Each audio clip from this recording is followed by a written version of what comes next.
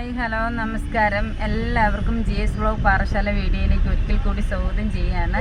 അപ്പോൾ ഇപ്പം ഞാൻ വന്നിരിക്കുന്നത് നമ്മുടെ പ്രവീൺ മോൻ്റെ കാര്യങ്ങൾ പറയാൻ വേണ്ടിയിട്ടാണ്.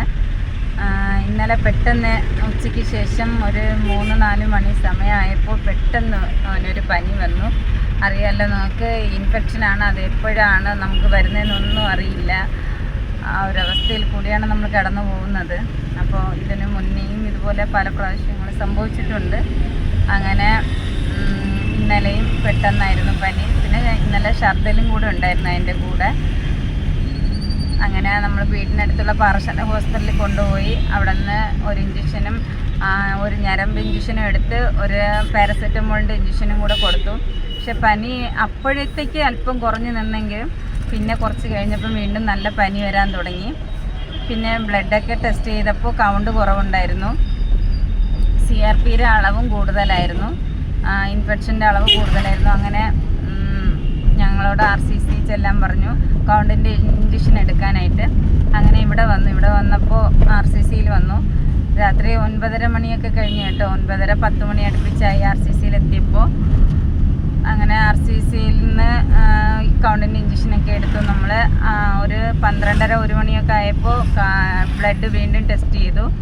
ആ സമയത്ത് കുറച്ച് കുറവുണ്ടായിരുന്നു കേട്ടോ, കുറച്ച് കുറവുണ്ടായിരുന്നു. കൗണ്ടിന് മാറ്റം വരാൻ തുടങ്ങി, കുറച്ച് കൂടാൻ തുടങ്ങി കൗണ്ട്.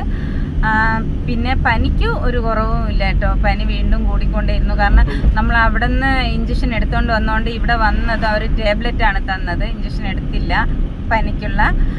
കുറച്ച് 12-12:30 ആയപ്പം വീണ്ടും പനി കൂടുതലായതുകൊണ്ട് വീണ്ടും അവർ ഇഞ്ചക്ഷൻ എടുത്തു പാരസെറ്റമോളിൻ്റെ. അത് കഴിഞ്ഞ് പനിയുണ്ട്, ഇപ്പോഴും അവന് പനിയുണ്ട്, പക്ഷെ കുറച്ച് കുറവുണ്ട് എന്ന് വേണമെങ്കിൽ പറയാം. അങ്ങനെ 5 ദിവസത്തെ ആൻറ്റിബയോട്ടിക് ഇഞ്ചക്ഷൻ എടുക്കാൻ പറഞ്ഞു ഇൻഫെക്ഷനായി വേണ്ടിയിട്ട്. അപ്പോൾ അഡ്മിറ്റ് ചെയ്യാമെന്നാണ് ആദ്യം ഇരുന്നത്. അവിടെ ബെഡ് ഒഴിവില്ലാത്തത് കൊണ്ട് രാവിലെയും വൈകുന്നേരവും ഇഞ്ചക്ഷൻ എടുക്കാൻ പറഞ്ഞിരിക്കുകയാണ്.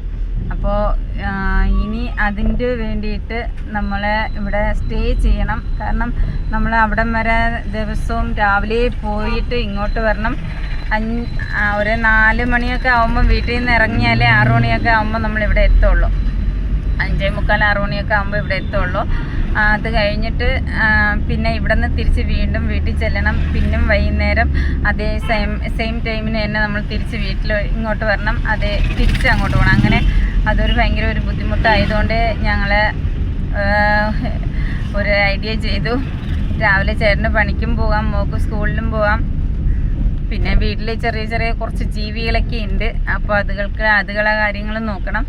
അപ്പോൾ എല്ലാം കൊണ്ടും രാവിലെ ഇഞ്ചക്ഷൻ എടുത്ത് വീട്ടിൽ ചെന്നിട്ട് വൈകുന്നേരത്തെ ഇഞ്ചക്ഷനും എടുത്ത് രാവിലത്തെ ഇഞ്ചക്ഷൻ എടുത്തതിന് ശേഷം പിന്നെ വീട്ടിൽ പോകാമെന്നുള്ള ഒരു പ്ലാൻ ചെയ്തിരിക്കുകയാണ്. അങ്ങനെ ഇരിക്കുകയാണ് ഇപ്പോൾ. അങ്ങനെ റൂം നോക്കണമെന്ന് പറഞ്ഞ് പോയി. റൂം കിട്ടി. ലൂർദ് മാതയിലാണ് റൂം കിട്ടിയത്. ഫ്രീ ആണ് കേട്ടോ.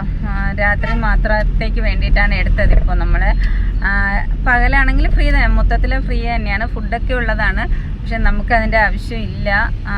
രാത്രി മാത്രമല്ലേ ഉള്ളൂ. അപ്പോൾ രാവിലെ നമ്മൾ തിരിച്ച് ഇഞ്ചക്ഷൻ എടുത്ത് വീട്ടിലേക്കാണ് പോകുന്നത്.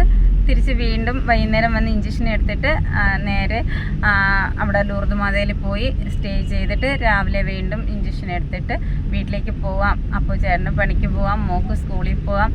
അപ്പോൾ ഇങ്ങനെയൊക്കെയുള്ള കാര്യങ്ങളായതുകൊണ്ട് ഞങ്ങളങ്ങ് സമ്മതിച്ചിരിക്കുകയാണ്. അപ്പോൾ ഇനി ഞങ്ങൾ വീട്ടിലേക്ക് പോകണം. അതിന് മുമ്പായിട്ട് നമുക്ക് RCCയിൽ ഒന്നും കൂടെ കയറാനുണ്ട്. അപ്പോൾ ഇപ്പോൾ ലൂർദ് മാതയിൽ പോയിട്ട് റൂമിൻ്റെ കാര്യം അന്വേഷിച്ചിട്ട് വരുന്നതാണ്. ഇനി RCCയിലേക്ക് ഒന്ന് ചേട്ടന് പോകണം.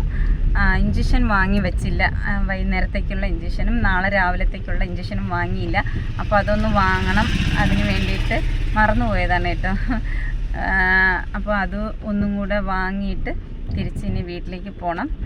അപ്പോൾ ഇത്രയൊക്കെ ഉള്ളൂ. അപ്പോൾ എല്ലാവരും പ്രവീൺ മോന് വേണ്ടി പ്രാർത്ഥിക്കുക. അത്രയേ എനിക്കിവിടെ പറയാനുള്ളൂ. ഇനി ഞാൻ വേറൊരു വീഡിയോയിൽ കുറച്ചുകൂടെ വിശദീകരിച്ച് കാര്യങ്ങളൊക്കെ പറയുന്നതായിരിക്കും. അപ്പോൾ എല്ലാവർക്കും ഒരുപാട് താങ്ക്സ്. പ്രാർത്ഥിച്ചവർക്കും അല്ലാത്തവർക്കും എല്ലാവർക്കും എന്തായാലും എല്ലാത്തിൻ്റെയും അനുഗ്രഹമുണ്ട്. ഞാൻ പറഞ്ഞത് എന്താണെന്ന് വെച്ചാൽ നിങ്ങൾക്ക് മനസ്സിലായി കാണുമെന്ന് വിചാരിക്കുന്നു. എന്നെ സ്നേഹിക്കുന്നവർക്ക് കേട്ടോ. Okay, bye.